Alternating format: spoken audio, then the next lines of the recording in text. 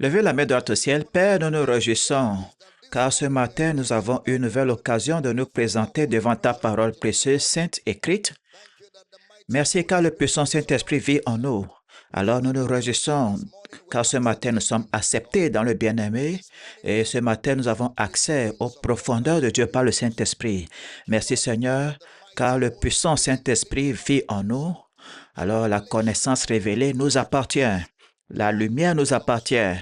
La compréhension nous appartient. Nos pensées sont illuminées. L'entrée de ta parole est claire. Elle donne de l'intelligence aux simples. Et nous déclarons ce matin qu'alors que ta parole sort avec clarté, les voiles tombent complètement au nom de Jésus. Et ton peuple est fondé, enraciné dans la vérité qui est en Jésus-Christ. Nous réprimandons la maladie et les malaises, la douleur et l'inconfort au nom de Jésus. Les corps malades soyez guéris. Les corps malades soyez guéris. Les corps malades soyez guéris. Au nom de Jésus. Et je déclare que ce matin, toute cette maison est enveloppée de grâce. Et là où les gens sont rassemblés, une grande grâce repose sur vous. Nous nous réjouissons car à la fin de ce que nous en serons grandis. Nous te donnons donc louange, gloire, honneur pour la prière exaucée. Au nom de Jésus, nous prions et chaque croyant dit un puissant Amen. Gloire! Levez la main droite au ciel et exprimons notre foi ensemble alors que nous disons ces mots. Je suis né de Dieu. Je suis né de la parole. La parole de Dieu est ma nature. Je ne peine pas à mettre en pratique la parole. Je mets en pratique la parole naturellement. Alors aujourd'hui, je comprendrai la parole de sa grâce. Je serai édifié. À la fin de ce culte, je ne serai plus le même. Plus jamais le même. Au nom de Jésus, et chaque croyant dit un puissant Amen. Gloire! Sommes-nous enthousiastes en ce jour d'étudier la parole de Dieu? Pouvons-nous célébrer notre temps ensemble en poussant des cris? Gloire! Amen. Récupérez votre écriture, votre Bible, veuillez vous asseoir avec votre être intelligent ce matin. Le dimanche dernier, nous avons commencé une série d'enseignements sur la prospérité matérielle, ce que Jésus a enseigné sur la prospérité matérielle. Et nous avons commencé à examiner en premier lieu, avant d'aborder le sujet, nous établissons quelques règles de base qui vous permettront de comprendre facilement le concept, le contexte des Écritures. Romains 16, verset 25. Romains 16, verset 25. À celui qui peut vous affirmer selon mon évangile et la prédication de Jésus-Christ, conformément à la révélation du mystère caché pendant des siècles. Verset suivant. Mais manifesté maintenant par les Écritures des prophètes, d'après l'ordre du Dieu éternel, et porté à la connaissance de toutes les nations pour qu'elles obéissent à la foi. Mais manifesté maintenant par les écrits des prophètes, ce que nous appelons mystère, les écrits, les Écritures des prophètes, ce qui fait référence à Genèse, à Malachie, est manifesté par les écrits des prophètes, d'après l'ordre du Dieu éternel, et porté à la connaissance de toutes les nations pour qu'elles obéissent à la foi.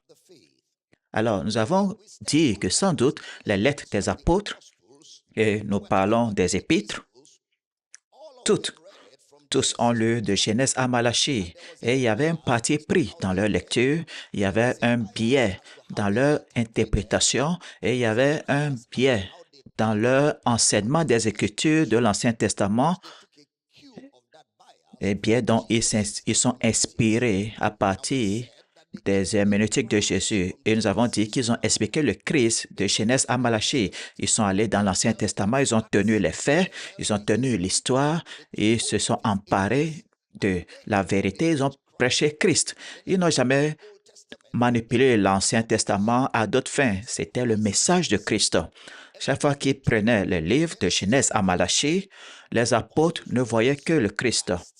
Alors, ils considéraient les Écritures comme le message de Christ, malgré le fait que nous avons dit que l'Ancien Testament contient plusieurs choses, car il faut regarder considérer les activités des hommes et voir la vérité sur le Christ enseignée ou expliquée, cachée, révélée au milieu de ces activités. Le frère Paul a commencé à expliquer cet évangile très clairement dans Romains 1er chapitre, versets 1 à 3. Romains 1 à 3.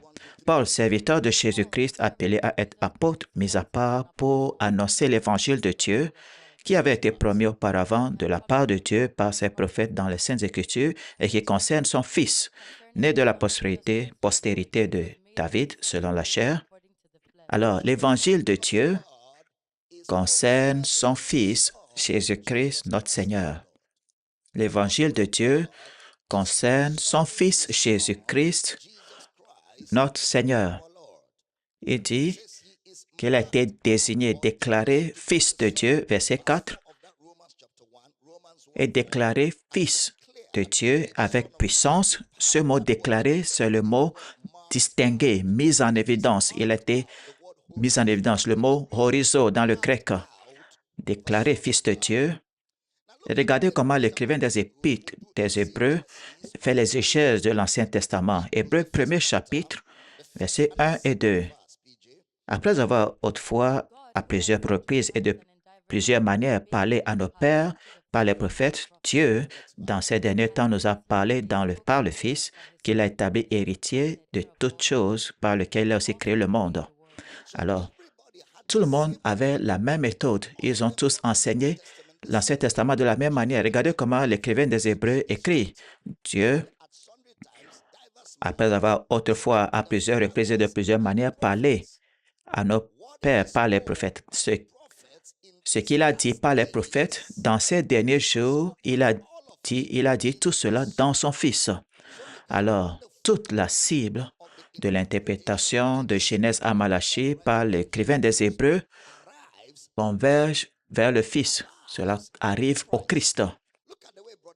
Regardez comment le frère Pierre va faire l'exégèse sur l'Ancien Testament. 1 Pierre 1, verset 10. Avant de lire, cela veut dire donc que les épîtres constituent l'explication correcte. Les épîtres constituent l'explication correcte ou l'interprétation correcte de l'Ancien Testament.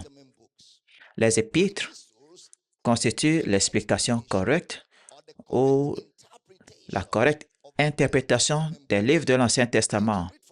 1 Pierre 1, 10 et 11.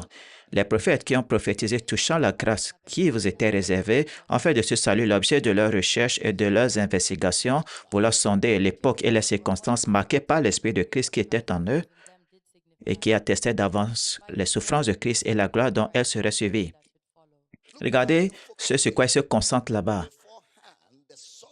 Les souffrances de Christ et la gloire dont elles seraient suivies. Ça veut dire que Pierre résume que tout ce que les prophètes, ce sur quoi les prophètes se sont concentrés, c'était les souffrances de Christ et la gloire qui devait suivre. Alors, l'exégèse de Pierre de l'Ancien Testament, de Genèse à Malachie, nous conduit aux souffrances de Christ et la gloire qui suivrait. Encore une fois, il dit, voici ce que nous prêchons, ou voici ce qui vous a été prêché, voici ce qui vous a été déclaré. Regardez le verset 12 de 1 Pierre 1. Il leur fut révélé que ce n'était pas pour eux-mêmes, mais pour vous, qu'ils étaient les dispensateurs de ces choses que vous ont annoncées. Maintenant, ceux qui vous ont prêché l'Évangile par le Saint-Esprit envoyé du ciel et dans lesquels les anges désirent plonger leur regard. Il leur fut révélé que ce n'était pas pour eux-mêmes, mais pour vous, qu'ils étaient les dispensateurs des choses que vous ont annoncées. Maintenant, ceux qui vous ont prêché l'Évangile, qu'est-ce qu'ils ont prêché?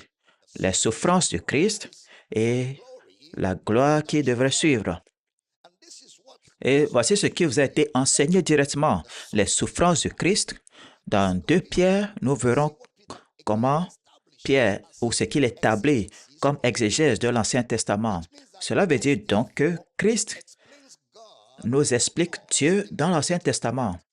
Christ nous explique Dieu dans l'Ancien Testament.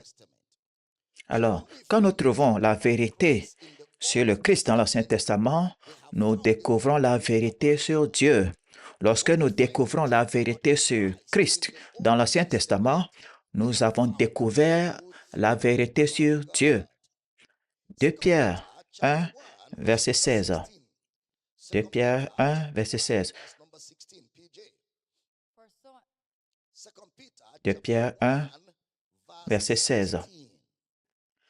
Ce n'est pas en effet en suivant des fables habilement conçues que nous avons fait connaître la puissance et l'avènement de notre Seigneur Jésus-Christ, mais c'est comme ayant vu sa majesté de nos propres yeux. Nous avons vu sa majesté de nos propres yeux. Nous n'avons pas suivi des fables habilement conçues. Ce mot, fable habilement conçu, c'est le mot sophizo. Sophizo. S-O-P-H-I-Z-O, motos. Sophizo motos. Des fables habilement conçues. Sophizo motos. M-U-T-H-O-S. Sophizo motos. Sophizo veut dire s'asseoir quelque part pour créer un film. Vous savez, comme les scénaristes qui s'assoient et concoctent une histoire. Et bien sûr, vous savez, créer un univers imaginaire autour de cette histoire ou de ces personnages et font en sorte que ces personnages s'intègrent à l'histoire du film. Voici ce que ça veut dire, sophizo. Ensuite, il utilise le mot mythos, un mythe, une histoire fantaisiste quelque part. Il dit, nous n'avons pas suivi des fables habilement conçues. Ça veut dire que ce que nous avons suivi en Christ, ce n'est pas une histoire imaginative bien construite. Ce que nous suivons en Christ n'est pas le fruit de l'imagination de quelqu'un. Nous n'avons pas suivi des fables habilement conçues quand nous avons fait connaître la puissance et l'avènement de notre Seigneur Jésus-Christ. La puissance et la présence. Regardez, 2 Pierre 1, 16 encore. 2 Pierre 1, 16. Ce n'est pas, en effet, en suivant des fables habilement conçues que nous vous avons fait connaître la puissance et l'avènement de notre Seigneur Jésus-Christ, mais c'est comme ayant vu de nos propres yeux. Quelqu'un ne nous a pas raconté ce que nous vous disons.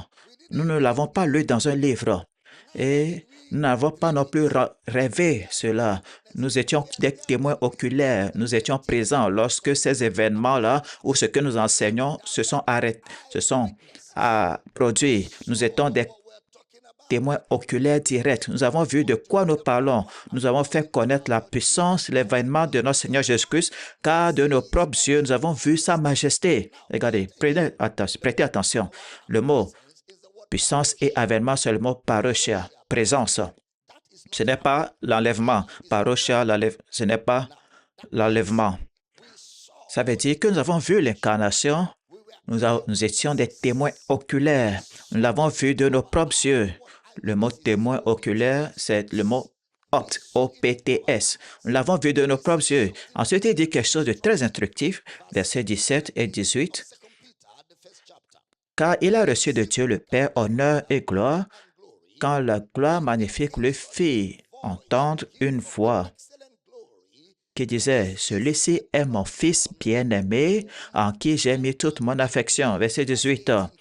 Et nous avons entendu cette voix venant du ciel lorsque nous étions avec lui sur la Sainte Montagne. Nous avons entendu cette voix, verset 19, et nous tenons d'autant plus certaine la puissance, la parole prophétique à laquelle vous faites bien de prêter attention comme à une lampe qui brille dans un lieu obscur jusqu'à ce que le jour vienne apparaître et que l'étoile du matin se lève dans vos cœurs. Nous avons, gloire à Dieu, nous tenons d'autant plus certaine la parole prophétique, c'est-à-dire ce que nous avons vu, c'est la prophétie accomplie. Ce qui rend cela plus certain, c'est que ce qui a été prophétisé, nous avons vu son accomplissement. Plus certaine la parole prophétique, ce qui a été déclaré il y a des années, nous étions là lorsque cela s'est réalisé. C'est ce qui rend cela plus certain. Le mot parole prophétique, c'est le mot grec prophétikon. P-R-O-P-H-E-T-I K-O-N. Cela veut dire les paroles des prophètes. Alors il dit, ensuite, à laquelle vous faites bien de prêter attention. Vous faites bien. Nous lisons encore le verset 19. Nous tenons pour d'autant plus certain la parole prophétique à laquelle vous faites bien de prêter attention comme à une lampe qui brille dans un lieu obscur. J'aime, vous savez, comment Pierre a écrit cela, comme à une lumière ou une lampe qui brille dans un lieu obscur jusqu'à ce que le jour vienne apparaître et que l'étoile du matin se lève dans vos cœurs. Comme à une lampe. Le mot lampe, c'est lumière. On a utilisé le mot lumière en anglais, mais c'est le mot lampe, comme c'est en français, le mot lampe, lucinos. Ça fait référence au témoignage des prophètes. La lampe là-bas, c'est le témoignage des prophètes. Le mot brille a trait à une apparition qui émerge. La lumière ou la lampe brille, fait resplendir une apparition émergente, Le mot brille, c'est le mot grec phanio, P-H-A-N-I-O. En d'autres termes, il dit que les paroles des prophètes étaient progressives, qui brillent dans un lieu obscur, progressif, brille dans un lieu obscur. Prêtez attention. Rappelez-vous, il utilise une figure de style, comme à une lampe, comme à une lampe qui brille dans un lieu obscur, otéméros en grec.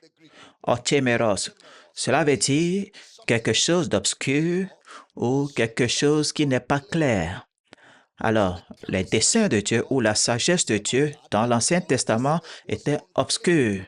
C'est pourquoi lorsque le Christ est mort, pour les Juifs, cela a été une pierre d'achoppement, car le message était une otéméros, c'était flou ou c'était obscur. Alors, c'était une pierre d'achoppement pour les Juifs et vous comprendrez pourquoi dans quelques minutes. Pourquoi cela a-t-il été un obstacle? Car la puissance de Dieu s'est manifestée dans les batailles que les Juifs ont menées.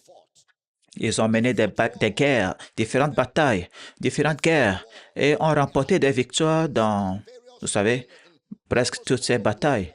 Alors, ils ont constaté, les Juifs ont interprété leur victoire comme la manifestation de la force de Dieu dans la bataille.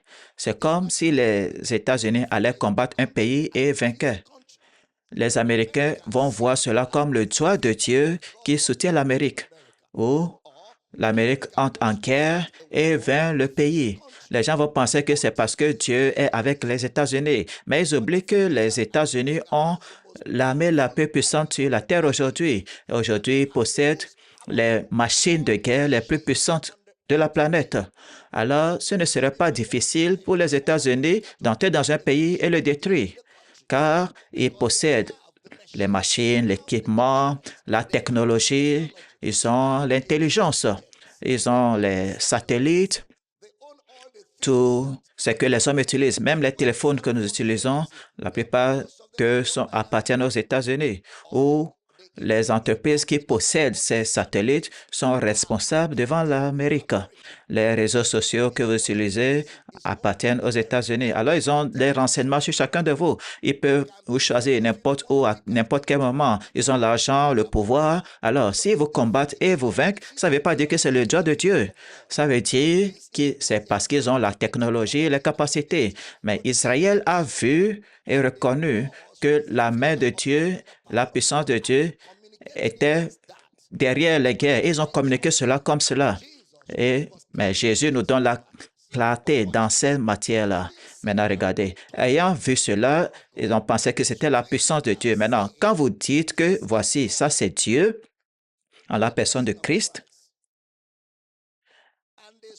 et ils ont vu la crèche où il était né, cela ne ressemble pas à Jéhovah, l'homme de guerre. Ils l'ont vu grandir dans la maison d'un pauvre charpentier. Il ne ressemble pas au propriétaire de la terre et de tout ce qu'elle renferme. C'est pourquoi c'est une pierre d'achoppement pour les Juifs, car cela ne se concilie pas avec leur perception, leur conception de Dieu. Est-ce que j'enseigne bien ce matin? Alors, cela ne ressemble pas à Dieu. Comment?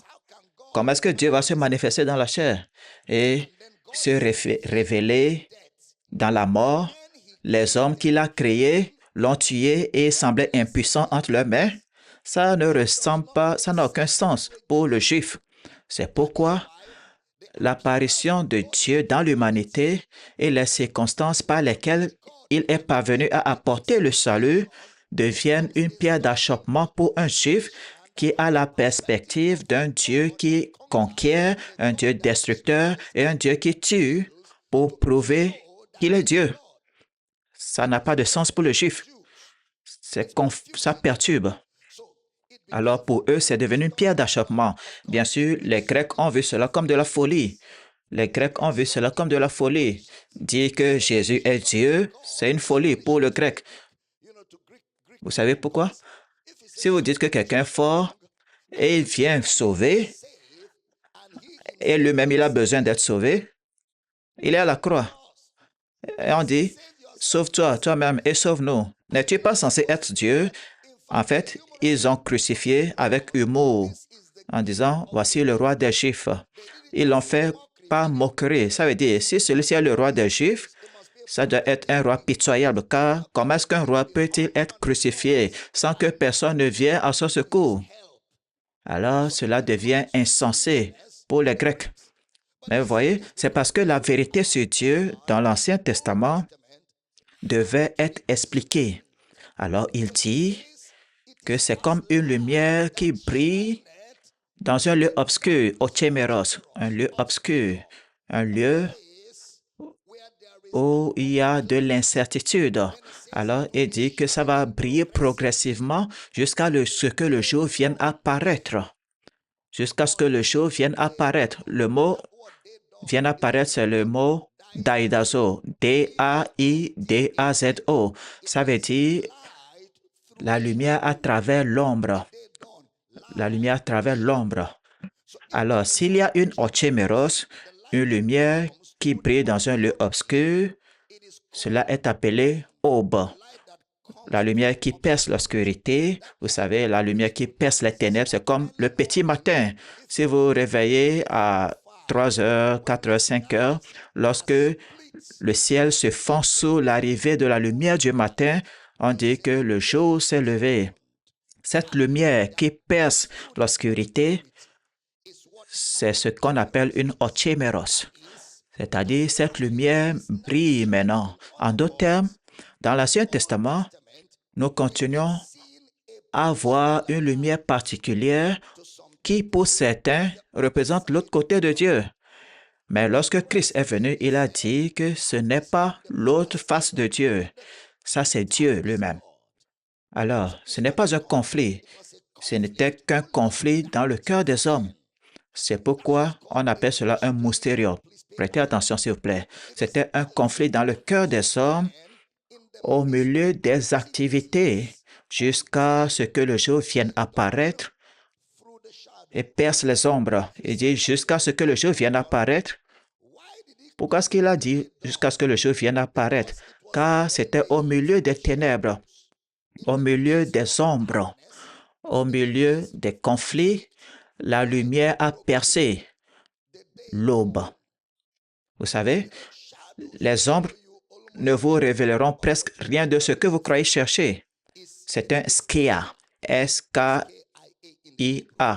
En hébreu, skia, ça veut dire que ça dissimule quelque chose. C'est comme l'aube, c'est-à-dire l'étoile du matin. Le mot étoile du matin, c'est le mot phosphéros. Phosphéros. La lumière elle-même, l'étoile du matin, le phosphéros, la lumière elle-même arrive ou se lève dans vos cœurs. La lumière elle-même va se lever dans vos cœurs. Alors, l'Évangile et la vérité qu'il contient sont l'étoile du matin. L'Évangile et la vérité qu'il contient sont l'étoile du matin. Alors, nous avons Ochéméros, l'obscurité, dans les paroles de Moïse. Il y a de l'obscurité dans les actions de Job. Il y a des zones d'ombre chez David, chez Abraham et chez tous les prophètes. Il y a de l'obscurité. Mais au milieu de tout cela, il y a une lumière qui émerge, qui a continué de briller jusqu'au jour parfait, c'est-à-dire le jour de l'Église, et qui est maintenant venu dans nos cœurs. C'est maintenant venu dans nos cœurs. Cette lumière a voyagé à travers les âges, à travers l'Ancien Testament, et s'est manifestée jusqu'à l'incarnation, jusqu'à la résurrection. Et aujourd'hui, cette lumière s'est levée dans nos cœurs. Je pensais que quelqu'un allait crier Alléluia. Alors, les apôtres, ce qu'ils faisaient avec l'Ancien Testament, c'était l'expliquer correctement. Restez avec moi, s'il vous plaît. Ce qu'ils faisaient avec l'Ancien Testament, c'est l'expliquer correctement. Et ils nous l'ont clairement fait comprendre qu'il n'existe pas d'image bipolaire de Dieu. Les apôtres de Jésus ont clairement indiqué qu'il n'y a rien de tel qu'une image bipolaire de Dieu ou l'autre face de Dieu dans leur interprétation de l'Ancien Testament. Il est central et unique. Le caractère de Dieu est central et le caractère de Dieu est unique. Le caractère de Dieu est Christ. Le caractère de Dieu est central, le caractère de Dieu est unique et le caractère de Dieu, c'est Christ. Voir l'Ancien Testament en dehors de Christ est une confusion que l'on s'inflige soi-même. Voir l'Ancien Testament en dehors de Christ, c'est une confusion que l'on s'inflige soi-même. C'est quelque chose que vous faites à vous-même. Si vous décidez d'interpréter l'Ancien Testament en dehors de Christ, car personne ici ayant suivi une scolarité ne tirera de conclusion dès le premier chapitre d'un livre. Rien, personne ici qui est allé à l'école ne va conclure le livre en lisant simplement son introduction. Vous allez d'abord finir le livre, vous allez lire jusqu'à la fin. Vous n'avez même pas d'excuses. Vous lisez le livre tout entier.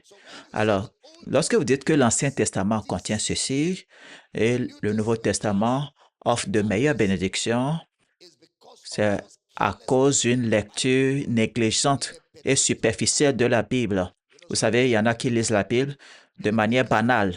Ils ne prêtent pas attention aux détails et ne lisent pas le texte dans son ensemble. Ils le lisent par bribes, en pièces, comme des enfants dans un parc. En réalité, le fait est que voir les épîtres en petit nombre par rapport à l'Ancien Testament, cela vous montre qu'il y a beaucoup de choses que les apôtres ont ignorées, car tout leur enseignement provenait de l'Ancien Testament.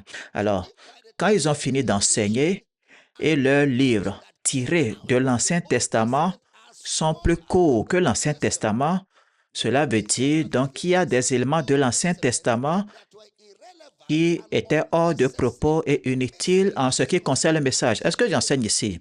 Cela veut dire qu'il y a une façon sélective que les apôtres ont utilisée pour gérer les livres de l'Ancien Testament et cela nous est instructif aujourd'hui car nous sommes bâtis sur le fondement des apôtres et des prophètes, Jésus-Christ lui-même étant la pierre angulaire. Imaginez, l'écrivain des Hébreux dit, « Le temps me manquera de parler de Barak. » J'aime ce gars. J'aime ce gars. Jésus n'était pas une personne insouciante. Il a pris son temps pour choisir les personnes qui allaient documenter son histoire. Ce n'était pas n'importe comment, n'importe où. Vous savez, l'autre fois, je disais, savez-vous ce qu'il a fallu à Dieu pour produire un homme de Dieu? Est-ce que j'ai dit cela à l'église ici? Ça demande beaucoup à Dieu. Regardez Moïse, l'écrivain des Écritures. Vous savez ce qu'il a fallu à Moïse pour produire un Moïse? Regardez les circonstances de la vie de Moïse. 40 ans de connaissances égyptiennes, ensuite 40 ans à les gaspiller dans le désert et reprogrammer son cerveau. puis le renvoyer à Pharaon et il commence le voyage pour faire sortir Israël d'Égypte.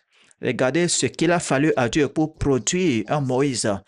Et un Moïse a produit un Josué. Regardez ce qu'il a fallu à Moïse pour enchanter Josué. Et lorsque Josué est revenu, il n'a rien ajouté à Moïse. Il a continué à dire, selon ce que Dieu a révélé par la bouche de son serviteur Moïse. C'est tout ce que Josué a fait durant son ministère. Et bien sûr, tous les prophètes sont venus, ont pris Moïse et l'ont expliqué. Ont pris Moïse et l'ont expliqué. Ils ont apporté des prophéties qui mettaient en lumière ce que Moïse avait dit et qui étaient cachées dans les activités des écrits de Moïse. Et alors qu'il continue à prophétiser sans cesse, toute la lumière qui brillait à travers leurs prophéties au milieu des activités et des événements a pris un corps et la parole s'est faite chair dans Matthieu, Marc, Luc, Jean et a demeuré parmi nous et a redéfini le caractère de Dieu dans l'Ancien Testament à cause de nombreuses activités, événements qui semblaient dépeindre Dieu comme un personnage bipolaire. Il a manifesté la singularité du caractère de Dieu dans l'incarnation, est mort et ressuscité et a transmis le flambeau aux apôtres qui avaient le pneuma aletheia d'apporter la vérité complète à l'Église. C'est pourquoi il a dit, j'ai beaucoup de choses à vous dire, mais vous pouvez les supporter maintenant. Cependant, lorsque c'est reparti, le consolateur viendra et à ce moment, l'Esprit sera en vous, dans vos cœurs. Alors, les apôtres prendront ce que je dis et développeront les termes et vous serez capable de comprendre.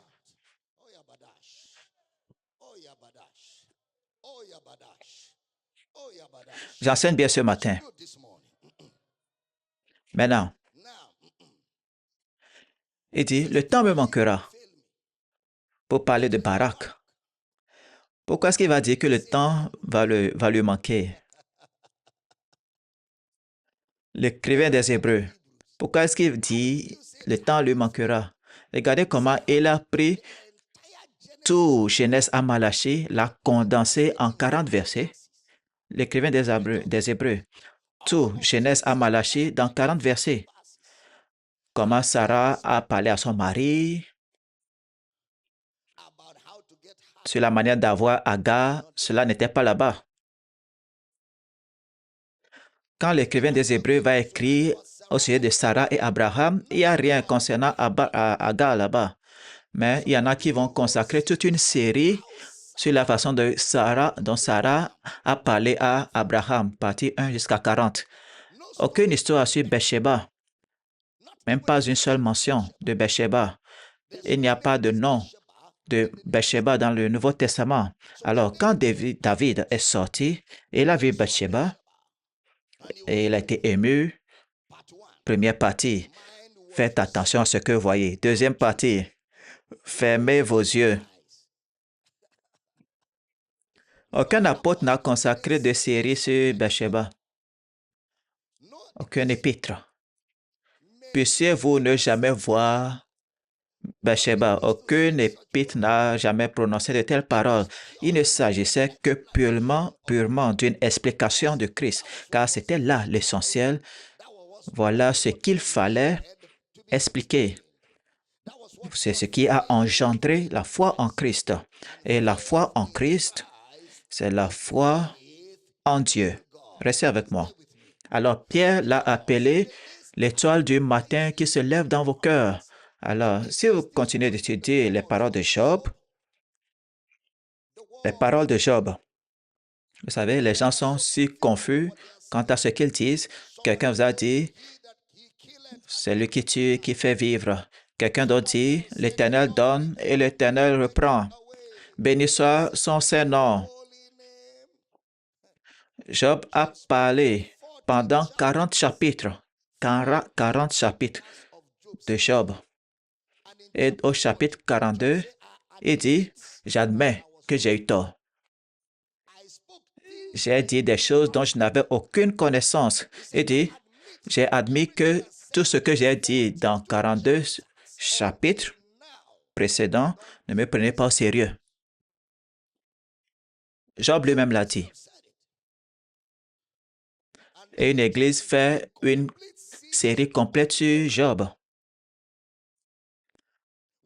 Lorsque le Nouveau Testament n'a rien dit sur Job, le Nouveau Testament tout entier, lorsque les apôtres ont pris le livre de Job, il n'y avait rien à souligner, alors aucune référence n'a été faite à une quelconque déclaration de Job dans le Nouveau Testament. Vous imaginez Paul arriver à l'église d'Éphèse et il leur enseigne l'Ancien Testament et ne mentionne pas Job. Il enseigne Colossée, il ne mentionne pas Job. Il enseigne Philippe, aucune mention de Job. Il va à Thessalonique, tout son ministère dans ces églises, pas de Job. Philémon, pas de Job. Timothée, pas de Job. Tite, pas de Job. Job ne semble ne pas figurer dans les écrits apostoliques. Le seul personnage qui mentionne Job, c'est Jacques. Il dit, la seule chose qu'il a dit à propos de Job, c'est que nous connaissons sa patience. Après qu'il ait été mis à l'épreuve, le Seigneur a eu pitié de lui. C'était le seul commentaire que les apôtres ont fait sur Job. Et pourtant, une église fait une série de 50 jours sur Job. Ça manque d'esprit apostolique. Ça manque d'esprit apostolique. Et le christianisme est apostolique et historique. Que chacun prenne garde à la manière dont il bâtit sur ce fondement. Alors, il y avait un parti pris dans l'interprétation des livres de l'Ancien Testament. J'enseigne bien ce matin. Maintenant, lorsque vous observez la manière dont les apôtres traitent l'Ancien Testament, vous verrez que le monde de l'Église aujourd'hui a beaucoup de choses à repenser.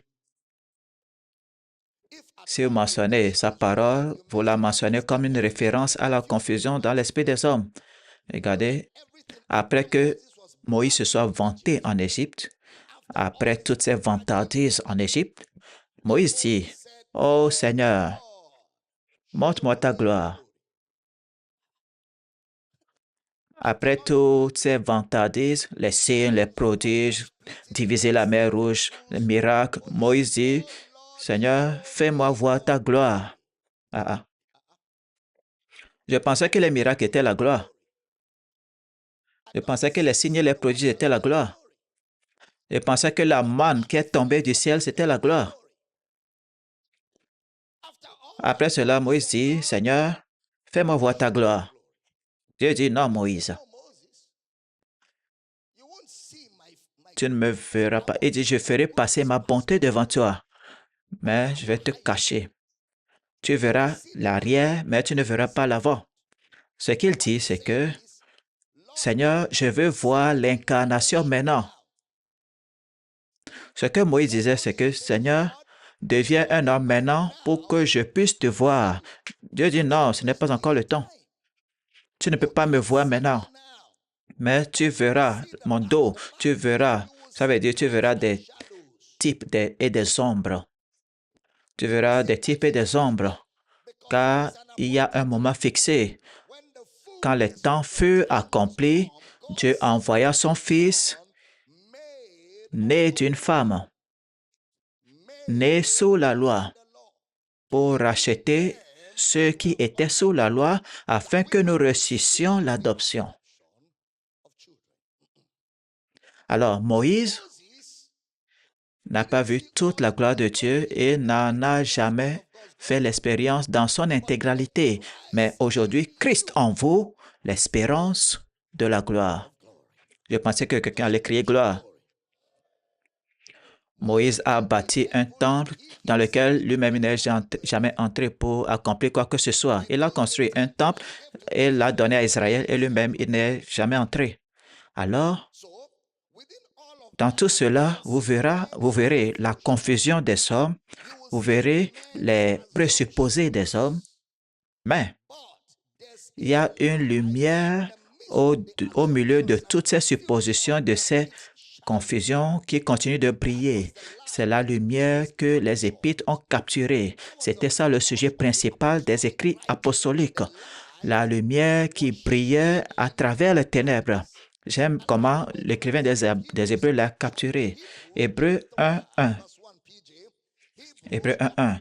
Après avoir autrefois et à plusieurs reprises et de plusieurs manières parlé à nos pères par les prophètes, vous voyez cela, les pluriels là-bas, plusieurs reprises, plusieurs manières, les prophètes, les pères. Vous avez vu cela? Tous sont au pluriel. Plusieurs reprises, manières, prophètes, pères. Dans ces derniers temps, Dieu a parlé une seule fois dans le Fils. 1. Dans l'Ancien Testament, plusieurs reprises, manières, pères, prophètes. Dans ces derniers temps, il a parlé. Il ne parle pas, il a parlé et ce qu'il a dit, c'est dans le Fils. Alors, Jésus est la parole finale de Dieu. Jésus est le dernier mot de Dieu et Jésus est la seule parole de Dieu. Jésus est le dernier mot de Dieu et Jésus est la seule parole de Dieu. Alors, imaginez tout ce nombre et une seule personne qui incarnait l'éclat de sa gloire, l'expression même de sa présence. Quelqu'un dit, Monsieur, qu'en est-il de la bataille de Lia? Ce que Samuel a dit, ce que David a dit. Alors j'ai demandé, qu'est-ce que Jésus a dit? Qu'est-ce que Jésus a dit? Il dit, restons avec Samuel. Ah, ah. Est-ce que tu es croyant? Est-ce que Samuel est ton sauveur? Est-ce que David est ton sauveur? Est-ce que même Moïse est un sauveur? Alors, c'est tout à fait basique. Voilà comment ils ont traité l'Ancien Testament. C'est comme ça qu'ils ont enseigné à partir de l'Ancien Testament et c'est comme ça qu'ils ont prêché à partir de l'Ancien Testament. Regardez le frère Jacques. Nous avons vu Pierre, nous avons vu Hébreu. Regardez Jacques, premier chapitre, versets 17 à 19. Toute grâce excellente et tout don parfait descend d'en haut du Père des Lumières, chez lequel il n'y a ni changement ni ombre de variation. 18. Il nous a engendrés selon sa volonté par la parole de vérité, afin que nous soyons en quelque sorte les prémices de ses créatures. Sachez-le, mes frères bien-aimés, ainsi que tout homme soit prompt à écouter, lent à parler, lent à se mettre en colère. Jacques commence à formuler de nombreuses mises en garde concernant plusieurs points dans l'Ancien Testament. Jacques commence à mettre une mise au point, faire une mise au point, comme les autres apôtres. Regardez Jacques 1, verset 13 à 16. Que personne, lorsqu'il est tenté, ne dise, c'est Dieu qui me tente, car Dieu ne peut être tenté par le mal et ne tente lui-même personne. 14. Mais chacun est tenté quand il est attiré et amorcé par sa propre convoitise. Puis la convoitise, lorsqu'elle a conçu, enfante le péché, et le péché étant consommé, produit la mort. Ne vous y trompez pas, mes frères bien-aimés. Ne vous y trompez pas, le mot planao, P-L-A-N-A-O, planao. Ça veut dire ne vous laissez pas égarer, mes frères bien-aimés. Et cet également est dû à des enseignants bibliques qui ne savent pas interpréter correctement la parole de vérité. Alors, ils vont vous égarer loin de Dieu avec leurs enseignements. Ils vont vous éloigner de Dieu. Ils vont vous enseigner, mais vous éloigner de Dieu. C'est pourquoi Jacques dit, ne laissez personne vous égarer loin de Dieu, car Dieu n'est pas le tentateur et il ne tente lui-même personne. Alors, si un prédicateur affirme que Dieu vous tente et c'est Dieu qui vous met à l'épreuve, il vous éloigne de lui par son enseignement. Ensuite, il dit, assurez-vous que lorsque vous recevez un enseignement, cela soit conforme au fait que tout don bon et parfait vient d'en haut. Tout ce qui est contraire à cela, c'est que vous vous faites égarer loin de Dieu, alors que personne ne vous égare planao. Ne vous y trompez pas. Maintenant, ne pensez-vous pas que ce que faisaient les apôtres dans ces livres apostoliques que nous lisons, Pierre, Paul, Jacques, ne pensez-vous pas que ce qu'ils faisaient, c'était l'interprétation biblique? Hein? C'était ça, l'interprétation biblique. Ils interprétaient l'Ancien Testament. Voyons comment l'apôtre Jean va parler de cela. 1 Jean 1, 1 à 5. 1 Jean 1 Jean 1. Ce qui était dans le commencement, ce que nous avons vu, ce que nous avons entendu, ce que nous avons vu de nos yeux, ce que nous avons contemplé et que nous avons touché de la parole de vérité. Jean veut vous parler. Maintenant, avant de vous parler, il fait sortir ses références. Pourquoi vous devez l'écouter? Il dit, regardez les gars, attendez. Je vais vous parler concernant ce que nous avons vu. Verset 1. Ce que nous avons, ce qui était dès le commencement, ce que nous avons entendu. Nous. Ce n'est pas nous qui sommes ici, eux. Ce que nous avons vu de nos yeux. Combien savent que Pierre a dit que nous avons vu sa majesté de nos propres yeux? Alors, il vous remet donc à votre place.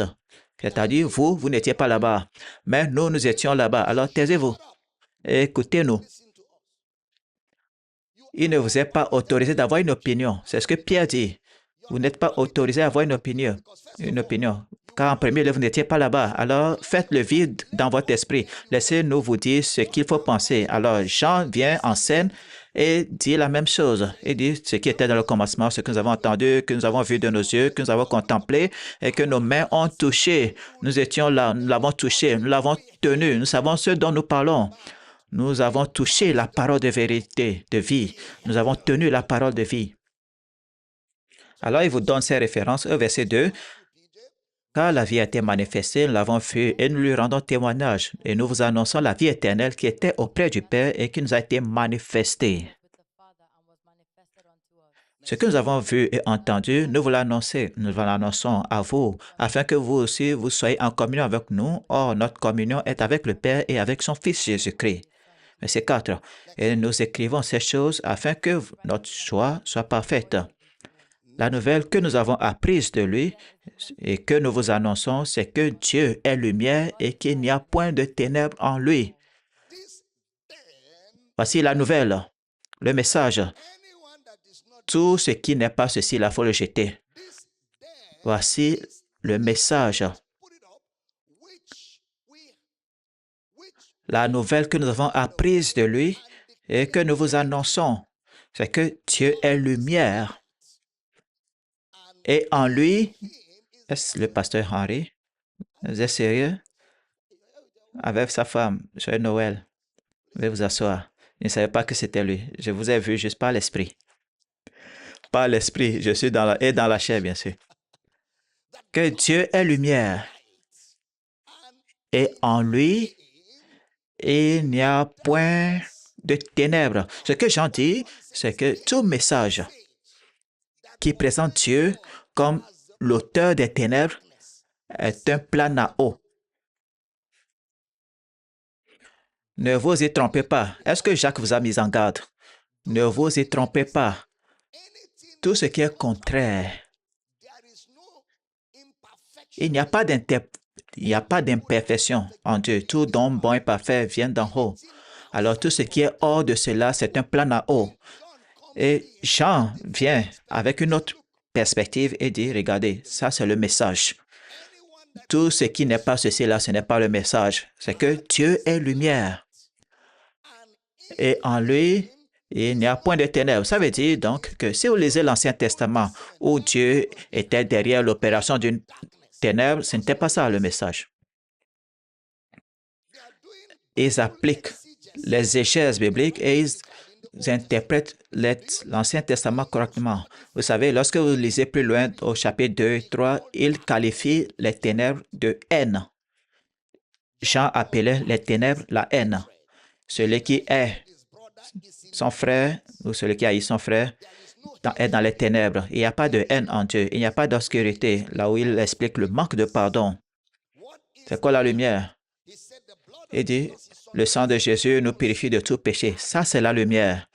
Le pouvoir purificateur du sang sur un homme, c'est ça la lumière. Il dit, en lui, il n'y a point de ténèbres. Alors, encore une fois, s'il n'y a pas de ténèbres en Christ, ça veut dire que Christ est l'explication de Dieu. Pas de ténèbres. Christ est l'explication de Dieu. 1 Jean 5, 1.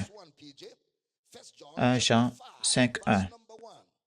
Quiconque croit que Jésus est le Christ est né de Dieu, et quiconque aime celui qui l'a engendré aime aussi celui qui est né de Dieu. Quiconque aime celui qui l'a engendré aime aussi celui qui est né de lui. Regardez l'écrivain des Hébreux. Hébreux 2, versets 8 et 9. Tu as mis toutes choses sous ses pieds. En effet, en lui soumettant toutes choses, Dieu n'a rien laissé qui ne lui fût soumis. Cependant, nous ne voyons pas encore que toutes choses lui soient soumises. Mais celui qui a été abaissé pour un peu de temps au-dessus des anges, Jésus, nous le voyons couronné de gloire et d'honneur à cause de la mort qu'il a soufferte, afin que par la grâce de Dieu souffrit la mort pour tous. Alors, il dit que Genèse affirme que tu as mis tout sous les pieds de l'homme. Mais quand nous regardons l'homme, nous ne voyons pas que tout lui soit soumis. Mais nous regardons encore, nous voyons Jésus. Alors, ça veut dire que d'après Genèse 1, 26, le message c'est Jésus et non l'homme. Alors, l'écrivain des Hébreux divise directement l'Ancien Testament et il dit, après avoir tout divisé, que notre objectif, notre étude, c'est de voir Jésus. Hébreux 12, 2. Regardez comment il va plus loin, confirmer cela. Ayant le regard fixé sur Jésus, le chef et le consommateur de la foi, qui, en vue de la joie qui lui était réservée, a souffert la croix, méprisé l'ignominie et s'est assis à la droite du trône de Dieu. Ayant le regard sur Jésus, il appelle le chef et le consommateur de la foi. Les yeux sur, les regards sur Jésus. Pourquoi? Car Christ était la lumière, Christ est la lumière, Christ demeure la lumière. Christ était la lumière, Christ est la lumière, Christ demeure la lumière. Regardez, nous avons dit Christ. D'accord?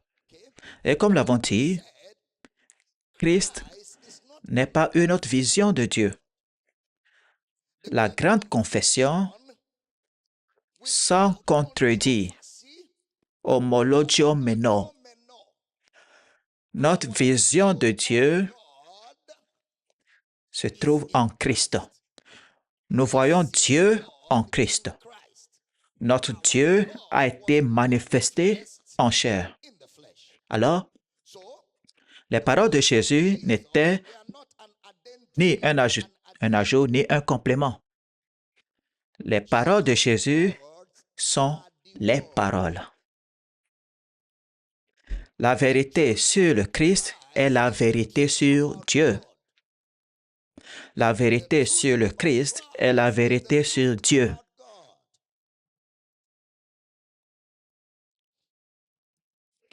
Celui que nous avons vu enseigner dans les 4 évangiles, c'est Jésus, n'est-ce pas?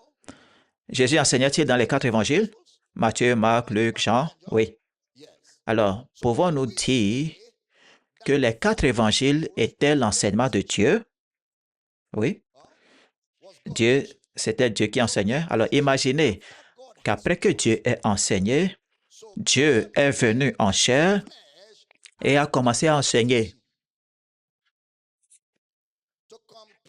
Le comparer aux enseignants de l'Ancien Testament sous une quelconque forme, c'est faire preuve d'agitation mentale. Comparer Jésus, qui est Dieu, qui enseigne, aux enseignants de l'Ancien Testament, c'est faire preuve d'agitation mentale. Il n'y a pas de moyen de comparaison, quel que soit le format. Je sais que nos enseignants, vous savez, nous abordons la question de la prospérité matérielle. Même si nous allons nous intéresser à la prospérité matérielle, cela n'échappe pas à la manière fondamentale dont nous lisons la Bible. La prospérité matérielle, s'inscrira dans les exégèses et les herméneutiques de Christ. Ça ne peut pas être hors de cela. Je me rappelle, il y a des livres que des gens ont écrits il y a des années, les promesses de la prospérité, les promesses de guérison. Si vous étiez chrétien dans les années 80-90, vous saurez de quoi je parle. Promesses de guérison, promesses de prospérité, ce qu'ils ont fait, c'est ce qu'une concordance ferait. Car 90% de ce qu'ils disaient être santé et guérison n'était pas guérison physique, mais ils ont mis cela comme étant une guérison physique. La plupart de ce qu'ils appellent prospérité, c'est complètement une erreur. C'est parce qu'ils ont lu la Bible de manière négligente. C'est pourquoi nous avons dit, vous ne pouvez pas avoir la vérité de l'erreur. Vous interprétez mal ce que l'auteur a voulu dire, alors vous êtes seul. Alors, on peut donc appeler les 4 évangiles les enseignements de Dieu. Les enseignements de Dieu. Regardez 2 Pierre 1, verset 17. Restez avec moi. Aujourd'hui, c'est la naissance de Jésus. Nous devons étudier Jésus. Si nous passons toute la journée ici, nous avons bien profité de la journée. J'ai entendu.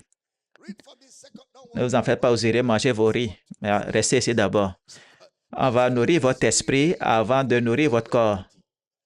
J'ai entendu. 2 Pierre 1, 17.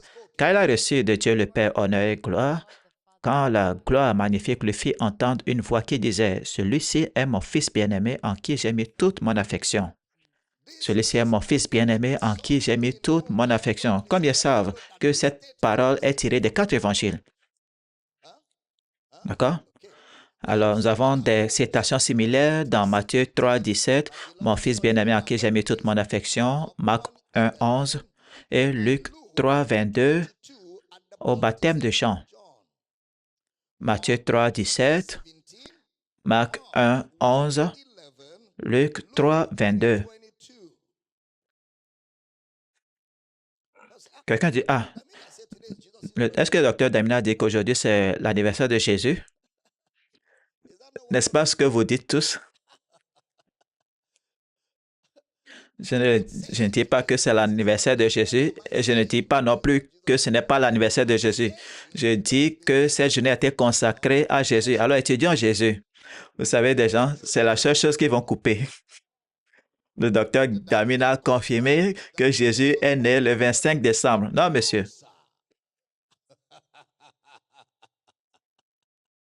Non, monsieur.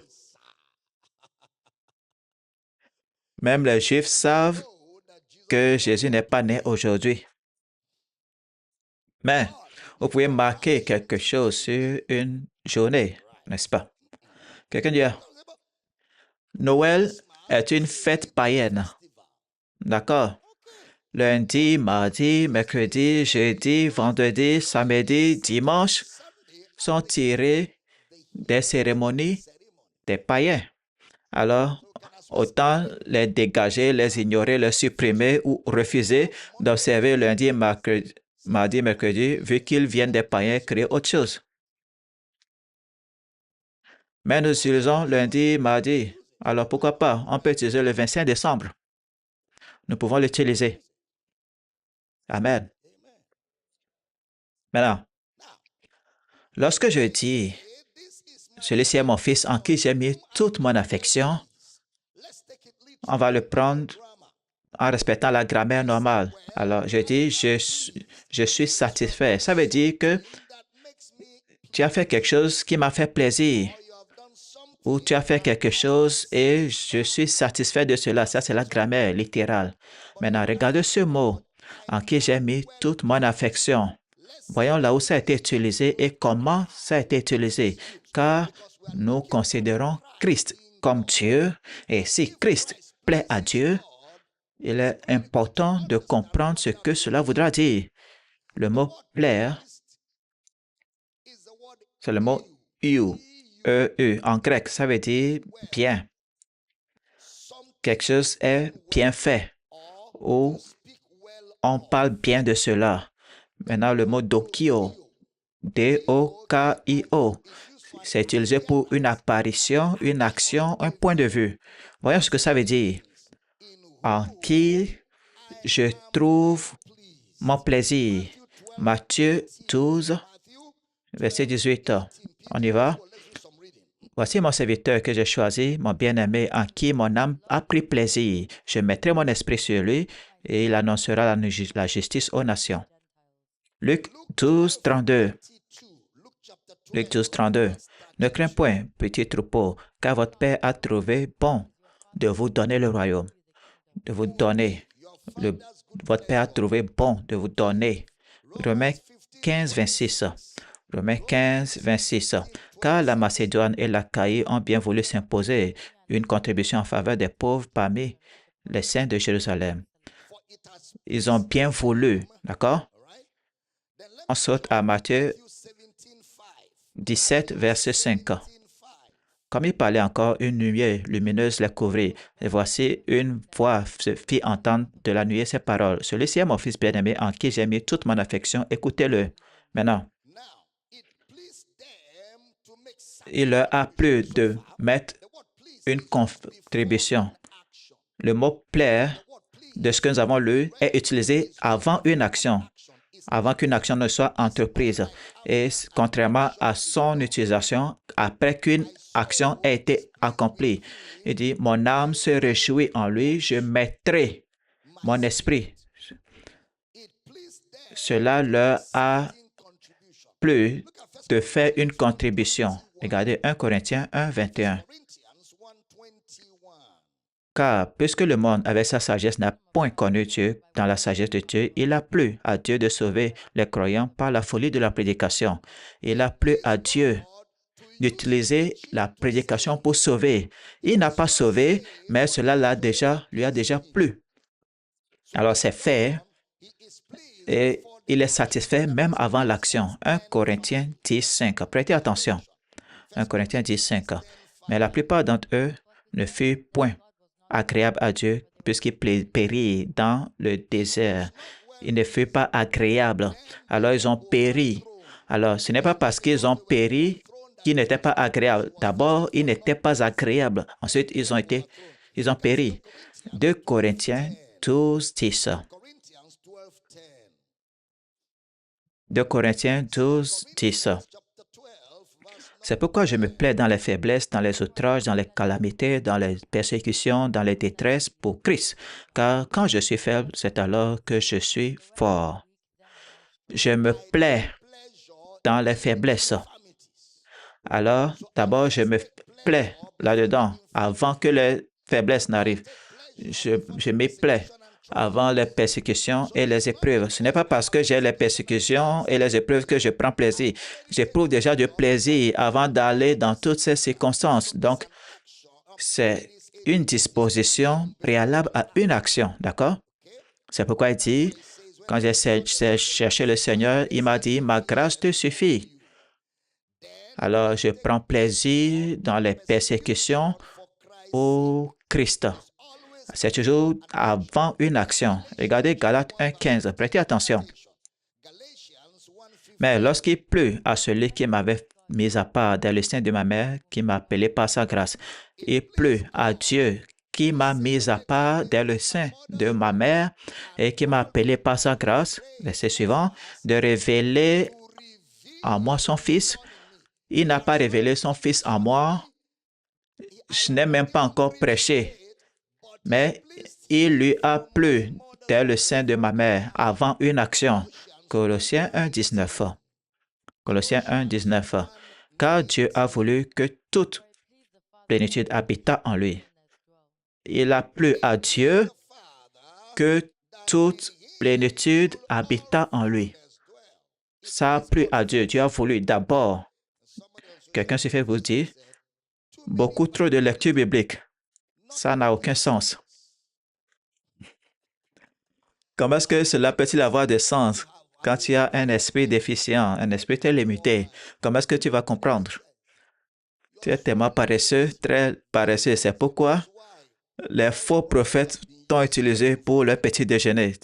Tu es trop paresseux pour la victoire. Trop paresseux. Très, très paresseux. Joyeux Noël à toi.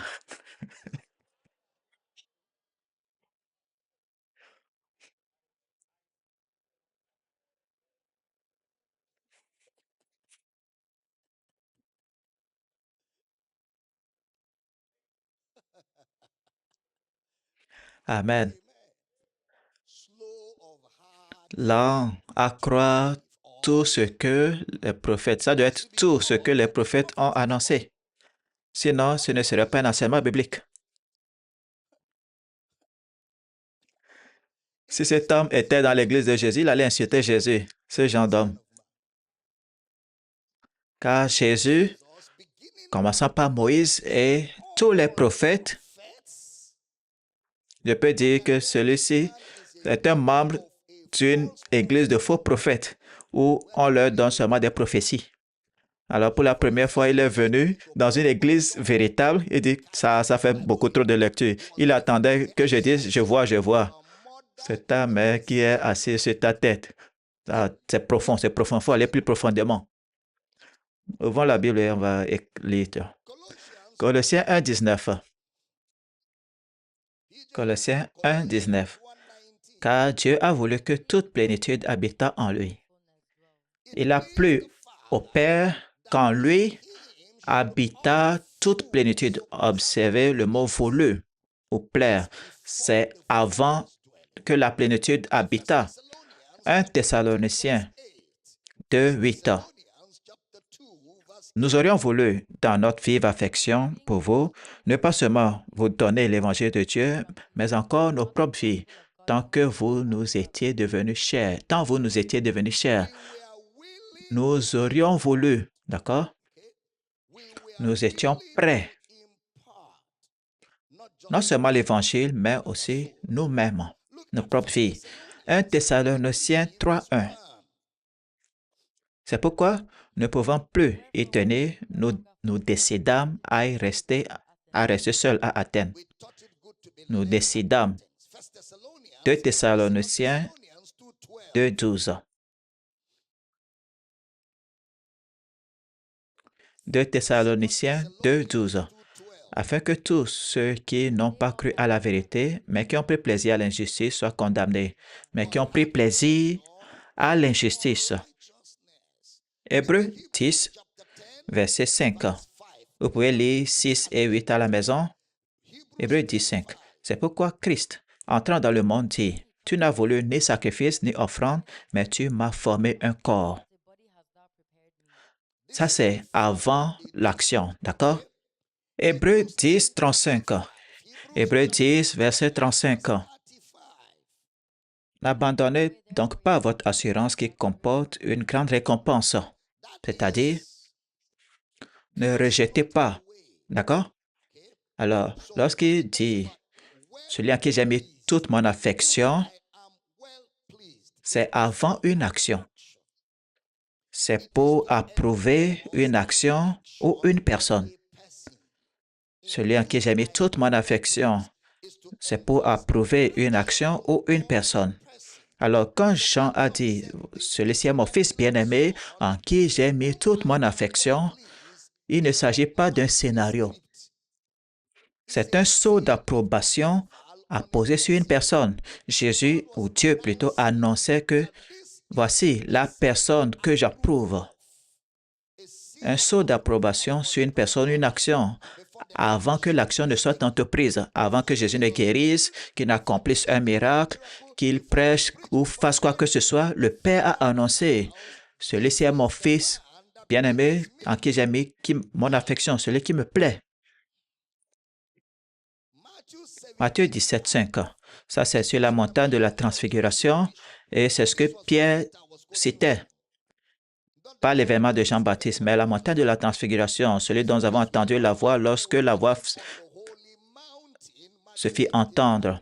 Et dit, nous étions des témoins lorsque la voix se fit entendre, lorsque nous étions avec lui sur la montagne. Matthieu 17, 5. Comme il parlait encore, une nuée lumineuse les couvrit. Et voici une voix fit entendre de la nuée ces paroles. Celui-ci est mon fils bien-aimé, en qui j'ai mis toute mon affection. Écoutez-le. 2 Pierre 1, 19. Et nous tenons pour d'autant plus certaine la parole prophétique à laquelle vous faites bien de prêter attention, comme une lumière qui brille dans un lieu obscur, jusqu'à ce que le jour vienne apparaître et que l'étoile du matin se lève dans vos cœurs. Versets 16 et 17. 2 Pierre 1, 16, 17. Ce n'est pas, en effet, en suivant des fables habilement conçues que nous vous avons fait connaître la puissance et l'avènement de notre Seigneur Jésus-Christ, mais c'est comme ayant vu sa majesté de nos propres yeux. Car il a reçu de Dieu le Père honneur et gloire quand la gloire magnifique lui fit entendre une voix qui disait « Celui-ci est mon Fils bien-aimé en qui j'ai mis toute mon affection. » Celui-ci est mon Fils bien-aimé. Ensuite, Pierre dit « Prêtez attention. » Vous prêtez attention. Prêtez attention veut dire écoutez. Prêtez attention là-bas, c'est ce que ça veut dire. Alors, à qui est-ce qu'on prête attention? À Moïse ou à Jésus? À Jésus. Dans l'Ancien Testament, à qui devons-nous prêter attention? À Isaïe ou à Jésus? À Jésus. Alors, voici mon Fils bien-aimé en qui j'ai mis toute mon affection. Il a mon approbation. Écoutez-le. Alors, s'agissant de tout ce qui concerne Dieu, cela doit être trouvé en Christ. Pour tout ce qui concerne Dieu, il faut le trouver en Christ. Alors, la foi en Dieu doit donc être la foi en Christ.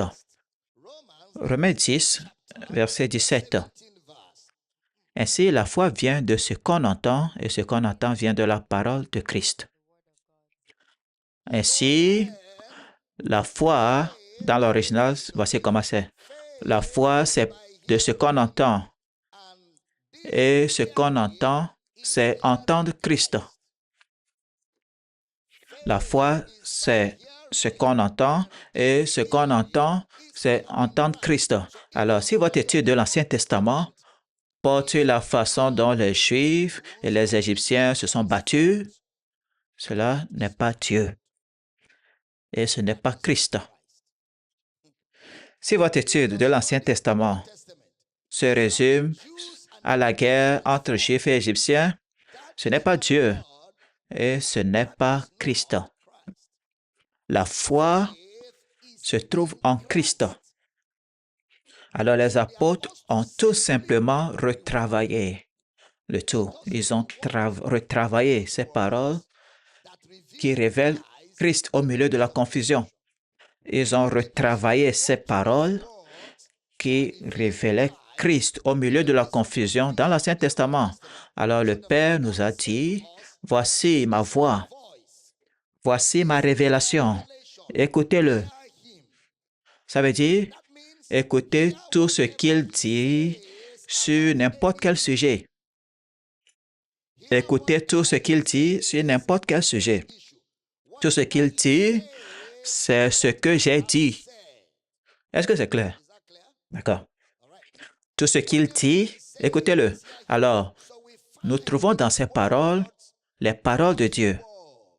Nous trouvons dans les paroles de Jésus les paroles de Dieu. Regardez Jean 1, 1 et 2. Au commencement était la parole et la parole était avec Dieu. La parole était Dieu.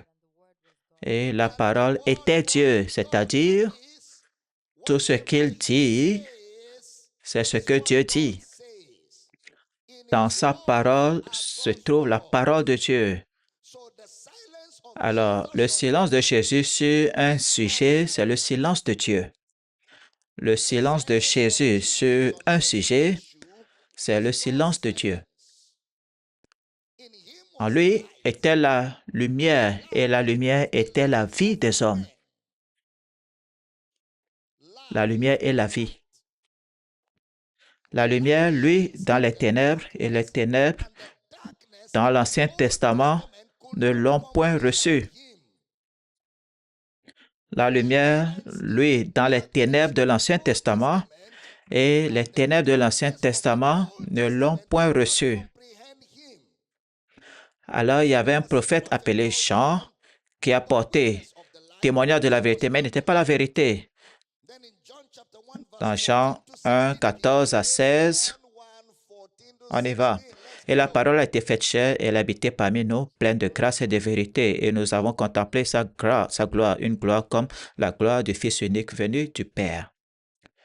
Jean lui a rendu témoignage et s'est écrié, c'est celui dont j'ai dit, celui qui vient après moi m'a précédé car il était avant moi. Et nous avons tous reçu de sa plénitude et grâce sur grâce. Alors, nous pouvons dire que dans les 4 évangiles, les hommes ont vu Dieu et l'ont entendu, n'est-ce pas? Par cité. Pouvons-nous dire que dans les 4 évangiles, les hommes ont vu et entendu Dieu? Ouais. Au commencement était la parole était avec Dieu, la parole était Dieu, et la parole a été faite chair et a habité parmi nous. Ça, c'est dans les 4 évangiles. C'est dans l'incarnation. Les hommes ont vu Dieu, les hommes ont entendu Dieu. C'est pourquoi Jésus dira,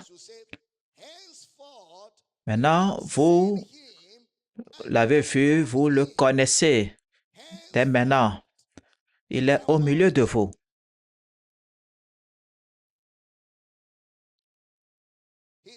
Il n'est pas une représentation. C'est une incarnation. La descente de Jésus dans l'humanité n'est pas une représentation de Dieu. Jésus est l'incarnation de Dieu. La descente de Dieu dans l'humanité. Alors, ils ont vu Dieu et ils l'ont entendu. Alors, il dit dans Jean 1, 16, 17, Jean 1, 16, 17, et nous avons tous reçu de sa plénitude et grâce sur grâce. Car la loi a été donnée par Moïse et la grâce et la vérité sont venues par Jésus-Christ. La grâce, c'est-à-dire la vérité, existe comme Jésus. Il vous faut comprendre cela, car des fois des prédicateurs malicieux diront, tous ces prédicateurs de la grâce, ils ne font que prêcher la grâce sans la vérité. Il faut équilibrer cela.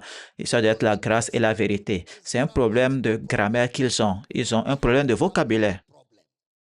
Ils utilisent les dictionnaires Macmillan pour la Bible. Et quand on fait cela, vous allez prêcher des conneries et après vous excuser plus tard.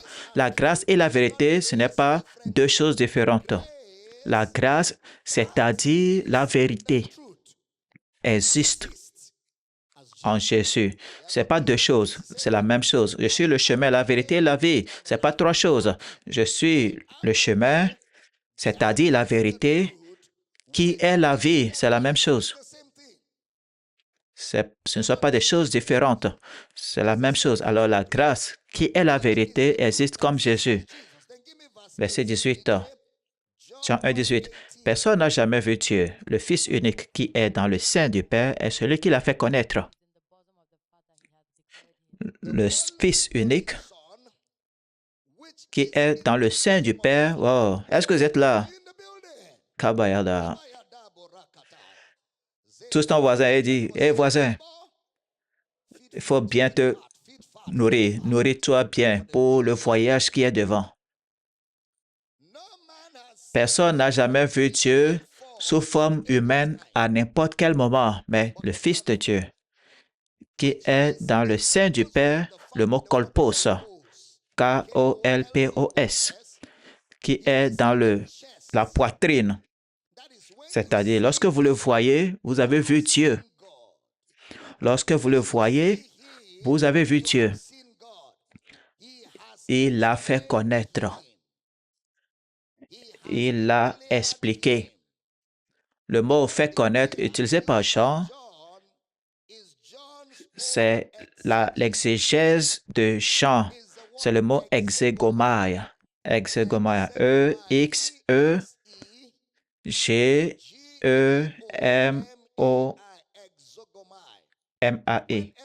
G-O-G-E-O-M-A-E.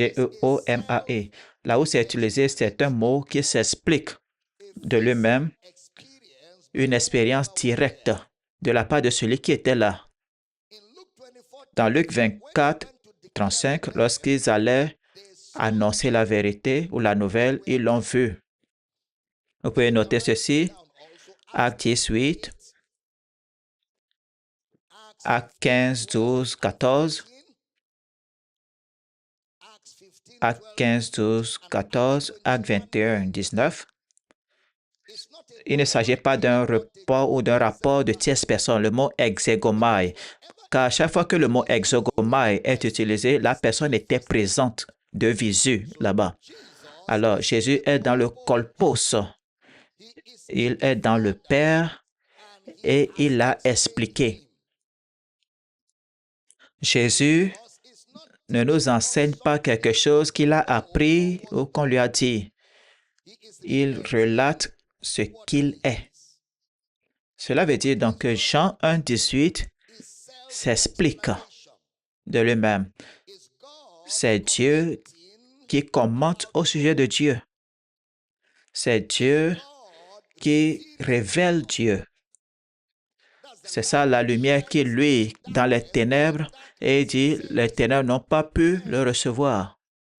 Alors, les commentaires de Jésus, Église, si vous suiviez depuis dimanche, les commentaires de Jésus sont-ils suggestifs ou définitifs? Ils sont définitifs. Ces commentaires sont-ils des ajouts ou la réalité elle-même? La réalité elle-même. Alors, on ne peut pas prendre ces commentaires à la légère. Ce qu'il dit sur un sujet, c'est ce que c'est. C'est suprême. Ce que Jésus dit est suprême et supérieur à ce que les serviteurs ont dit. Supérieur à ce que les serviteurs ont dit. Ce que Jésus a dit est supérieur à toute expérience humaine. Et ceci est essentiel pour lire la Bible. Ce manque de compréhension a engendré des athées dans l'Église. Des adeptes du Nouvel Âge, des gens m'ont dit, Docteur Damina, si je vous avais entendu prêcher, je ne serais pas devenu musulman. Si je vous avais entendu prêcher, je n'aurais pas abandonné l'Église. Ça fait 20 ans que je ne suis plus allé à l'Église, 25 ans, 15 ans.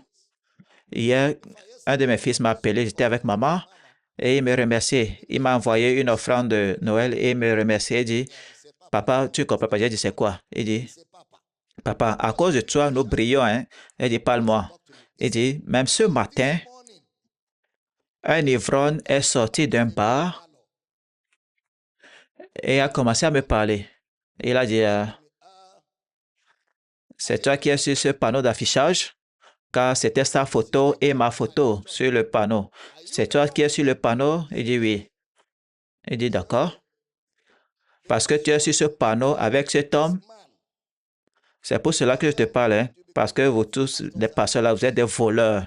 Mais je te parle parce que tu es avec cet homme sur le panneau d'affichage. Il dit, Baba, s'identifier à toi nous a fait beaucoup de bien. Apôtre Prince, c'est vous vous êtes qui allez prêcher? Vous êtes allé prêcher à Ona, Ibuno. Et vous étiez en pleine évangélisation, vous êtes entré dans un bar, n'est-ce pas? Et l'homme me regardait à la télé en train de prêcher avec une bouteille de bière.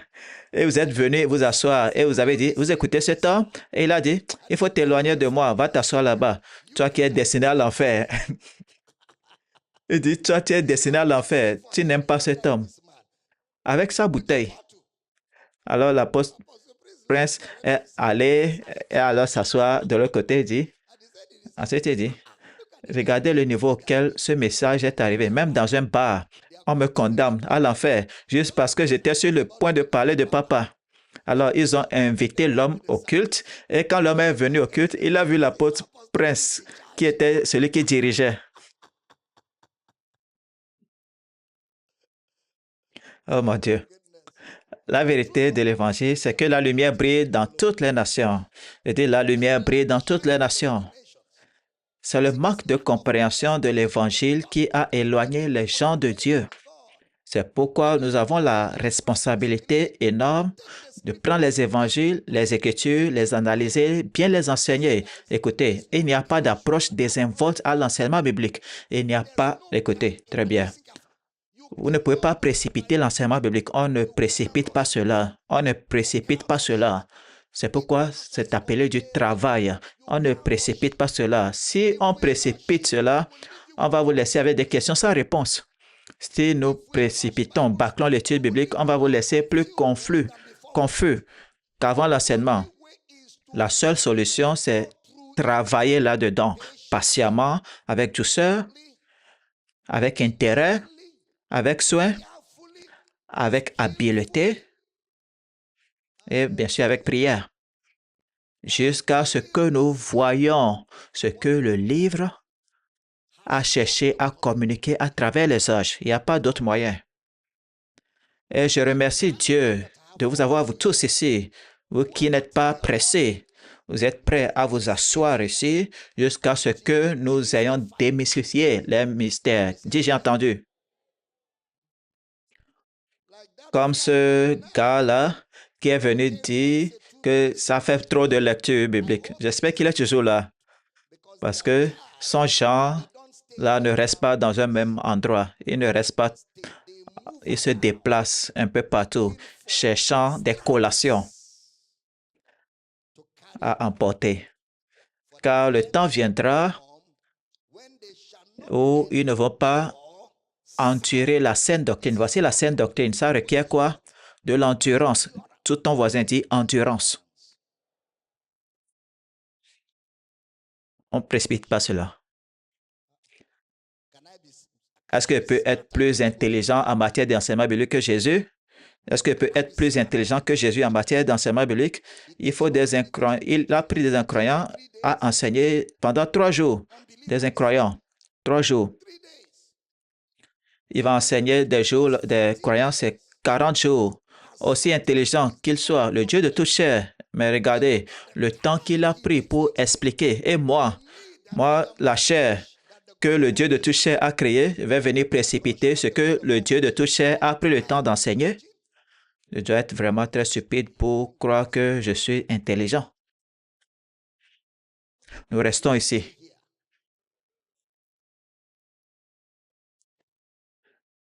Nous restons ici. On ne fait pas de veillée, hein, mais on reste ici pour l'étude biblique. D'accord, j'ai entendu. Parce que lorsque vous restez longtemps dans la Bible, l'étude de la Bible, vous priez peu. Votre prière longue est réduite lorsque vous restez longtemps en communion avec Dieu, car la parole était Dieu.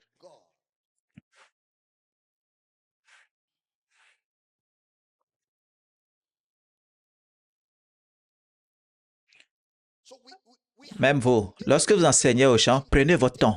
Ne vous précipitez pas. Ne vous précipitez pas.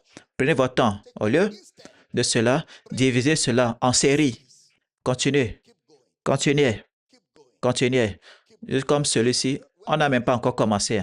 Ce sujet, c'est la prospérité matérielle. D'accord? Est-ce que j'ai dit quelque chose qui ressemble à la prospérité matérielle? Non, rien.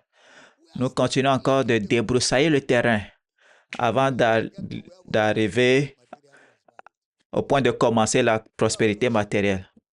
Où est-ce qu'on se précipite? Jésus revient-il demain? Même s'il vient, on va continuer avec lui.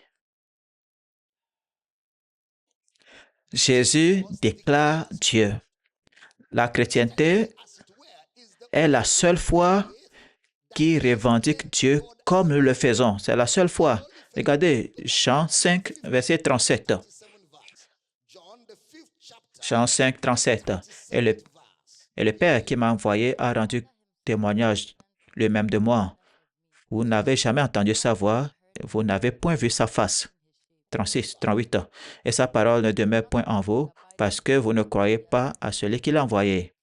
Vous sondez les Écritures parce que vous pensez avoir en elles la vie éternelle. Ce sont elles qui rendent témoignage de moi. Et vous ne voulez pas venir à moi pour avoir la vie. Évoquant encore son témoignage, il dit, lorsque vous voyez la vie dans les Écritures, cela rend témoignage de moi. Et pourtant, vous cherchez la vie éternelle, et la vie éternelle est venue, et vous ne viendrez pas à moi. Ça veut dire, ils étaient confus dans leur compréhension savante des Écritures. Bien sûr, je parle des pharisiens et des sadducéens.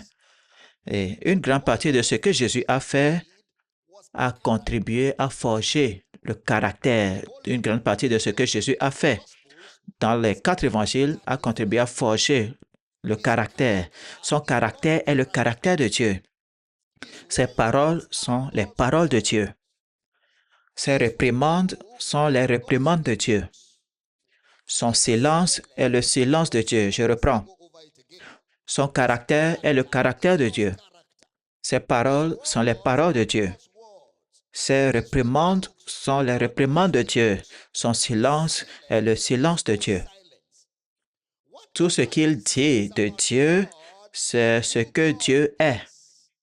Maintenant, dès l'instant où vous refusez cela, on peut presque dire que vous n'êtes pas croyant. Car être croyant, c'est croire que Jésus-Christ est Dieu. Être croyant, c'est croire que Jésus-Christ est Dieu. Et croire que son message est le message de Dieu.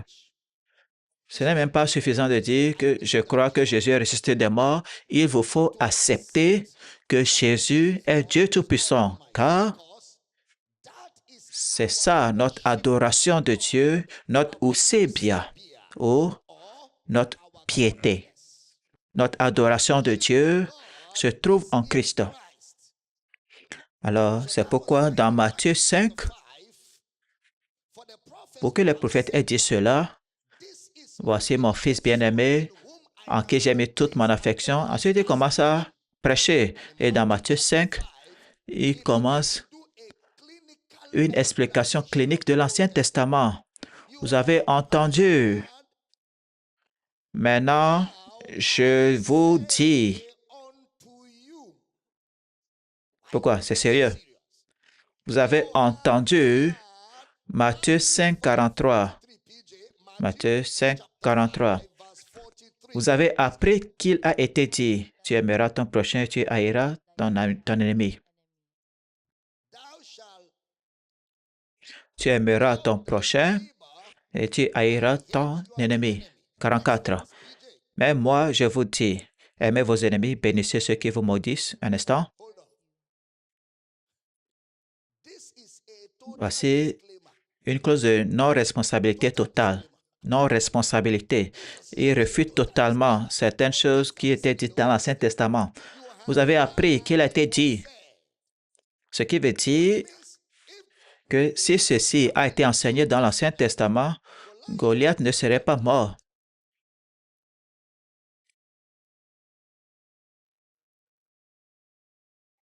Si ceci a été bien expliqué dans l'Ancien Testament, Goliath ne serait pas mort.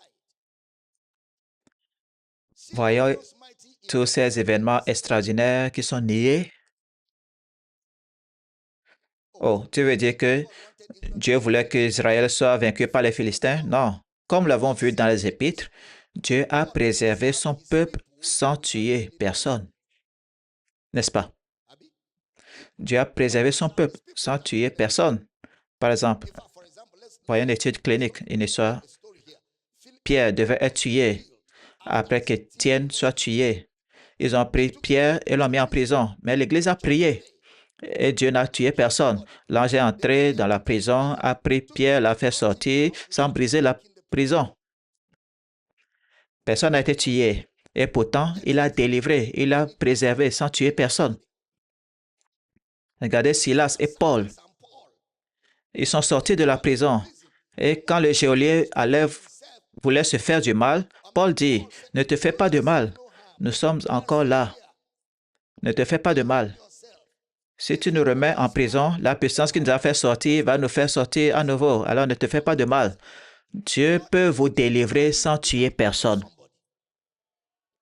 Vous comprenez tous? Dieu peut vous délivrer sans faire de mal à personne.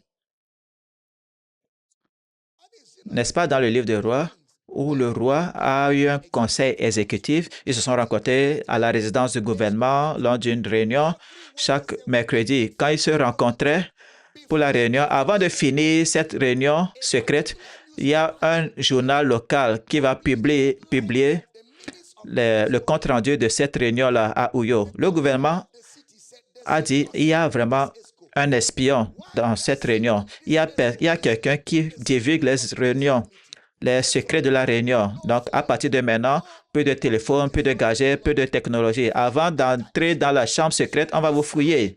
Ils ont fait tout. Les gens sont venus et dès qu'ils ont commencé à parler, c'était déjà dans les journaux.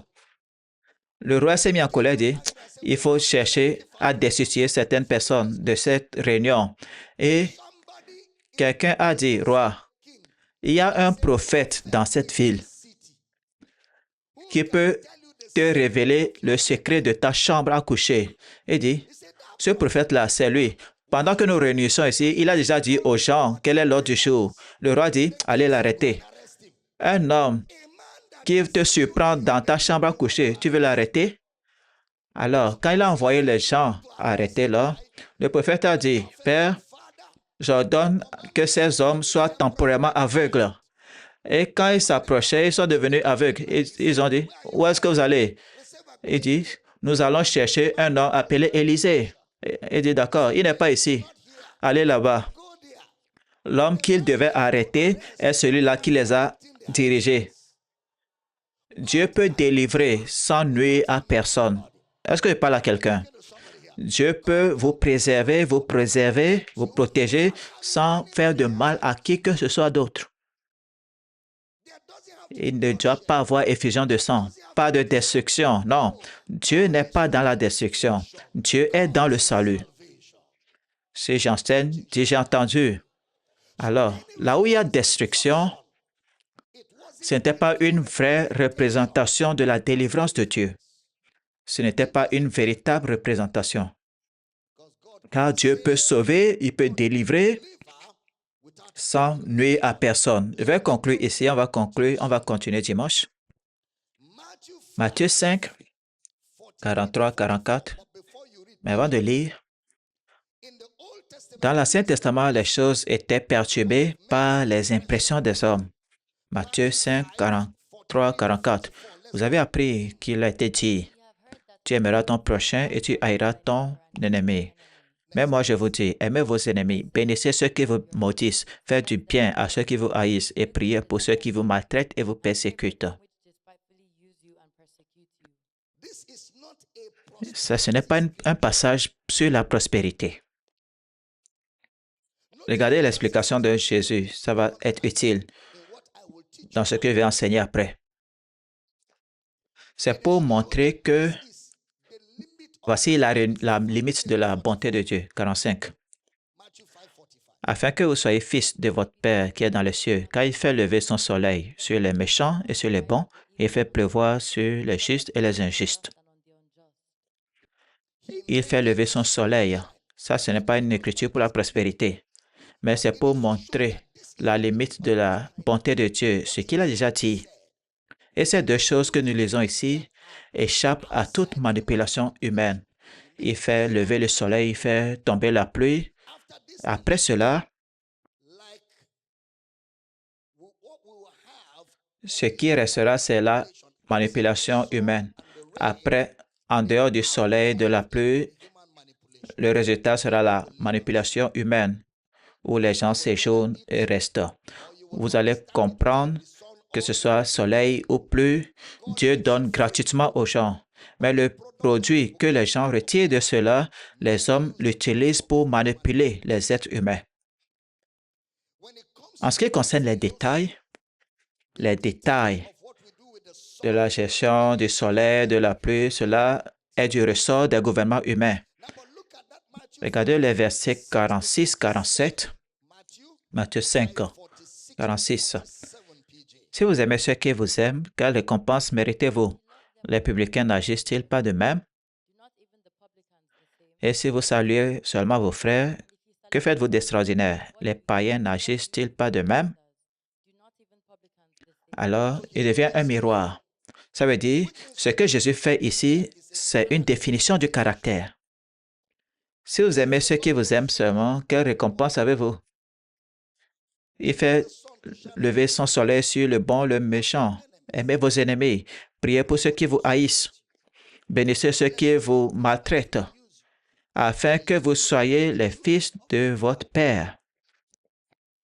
Ça veut dire, le caractère de notre Père doit se refléter dans le nôtre. Et quel est le caractère du Père?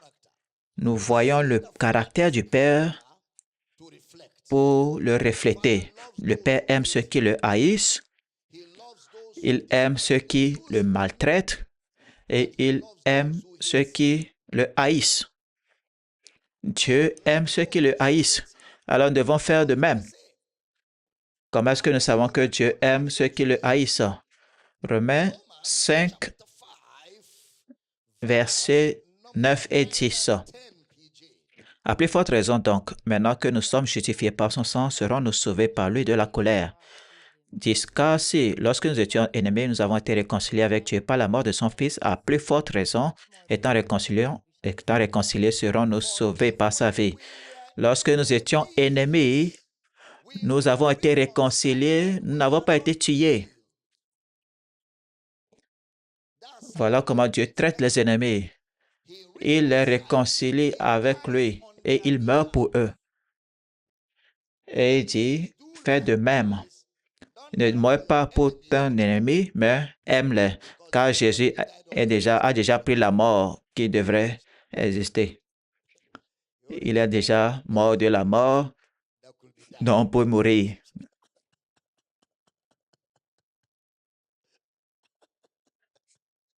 La même fois, cela. Il est déjà mort de toute la mort qui peut être morte.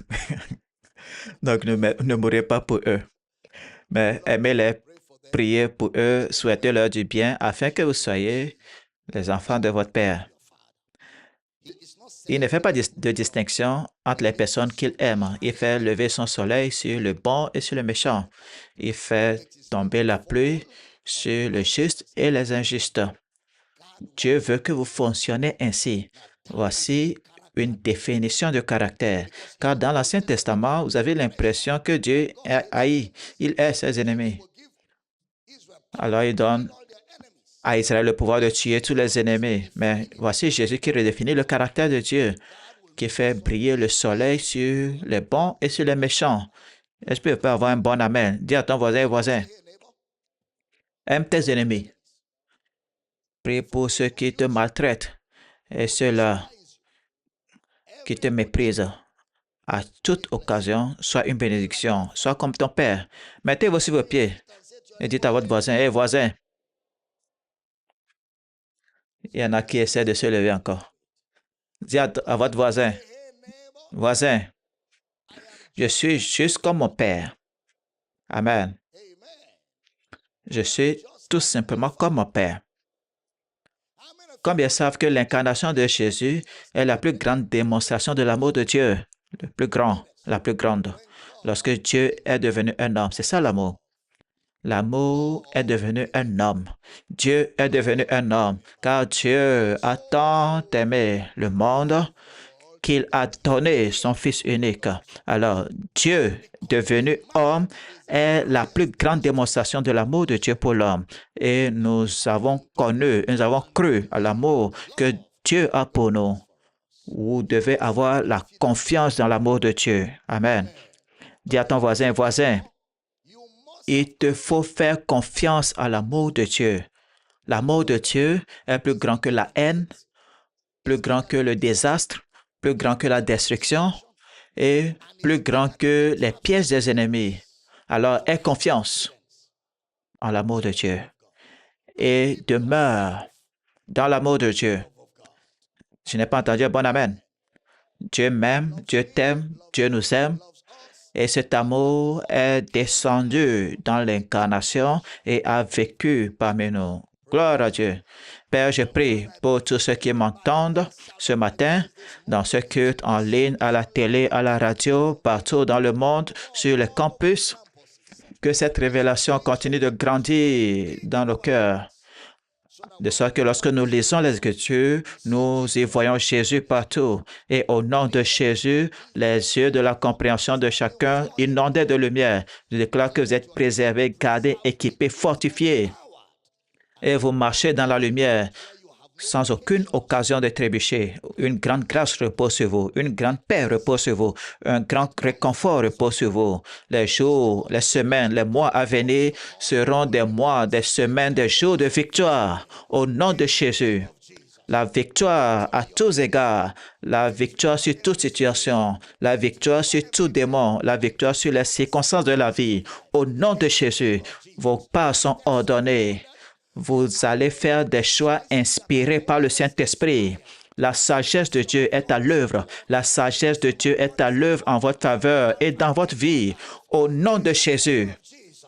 Et dans les années à venir, vous ferez des choix, vous prendrez des décisions qui auront un impact sur plusieurs années de votre vie positivement. Au nom de Jésus. Vous êtes loin de l'oppression. Vous êtes libérés, délivrés des hommes méchants et déraisonnables. Vous êtes réconfortés par le Saint-Esprit. Père, nous te louons et nous nous réjouissons car notre avenir est assuré en Christ. Merci, car le chantier du juste est comme une lumière resplendissante et il va continuer à resplendir jusqu'au jour parfait. Une grande grâce repose sur vous. Au nom de Jésus, nous prions et chaque croyant se t'amène sur une note de célébration. Maintenant, est-ce qu'on peut avoir une célébration de ce que Jésus a fait pour nous dans ce bâtiment? Oh mon Dieu, je parle d'une célébration. Gloire, gloire, gloire, gloire, gloire. Wow. Amen. Prenez votre offrande d'honneur, donnons et adorons Jésus ce matin en ligne, partout où vous êtes. Vous avez votre offrande d'honneur. Nous voulons donner et honorer Jésus, l'adorer. Vous avez les comptes dont les détails sont affichés à l'écran pour les offrandes, tous les dons que vous voulez envoyer à Power City International. Les comptes dont les détails sont affichés à l'écran sur les comptes de Power City.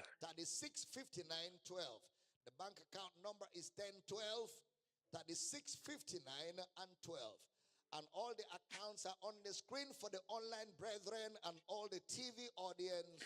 And in the campuses, grab your offerings. Nous voulons donner et tout simplement profiter de toute la bonté de Dieu. Amen. Louange à Dieu. Levez votre offrande. Quelqu'un m'a demandé, Docteur Damina, pourquoi est-ce que vous demandez toujours de lever les offrandes vers le ciel? Parce que ça, c'est le ciel. C'est ça le ciel, même si ce n'est pas le ciel. Mais dans un contexte physique, c'est le ciel. Le ciel et la terre. C'est ça le ciel. Alors quand je dis élevez vos mains vers le ciel, je ne parle pas du ciel biblique, mais je parle de la voûte. Encore, chaque affirmation doit être placée dans son contexte. Vous voyez? Alors, faites attention à ce que vous entendez. J'ai dit cela pour dire, levez votre offrande vers le ciel. Père, nous nous réjouissons et nous te remercions de nous aimer. Merci pour le privilège d'avoir une famille comme Power City. Et nous nous réjouissons qu'en cette famille, la joie règne, la vie règne, l'amour règne. Et nous donnons avec foi, nous donnons avec joie. Et nous réjouissons qu'à travers nos dons, Jésus est glorifié. Les besoins sont pourvus. Merci pour la bénédiction. Au nom de Jésus, nous prions et chaque croyant dit un puissant Amen. Nous espérons que vous avez été bénis et enrichis par cet enseignement. Likez cette vidéo, partagez-la avec tous ceux qui sont autour de vous. Commentez, abonnez-vous à cette chaîne et activez la cloche de notification pour ne pas rater nos prochaines mises en ligne. Soyez bénis, Jésus est Seigneur. Amen.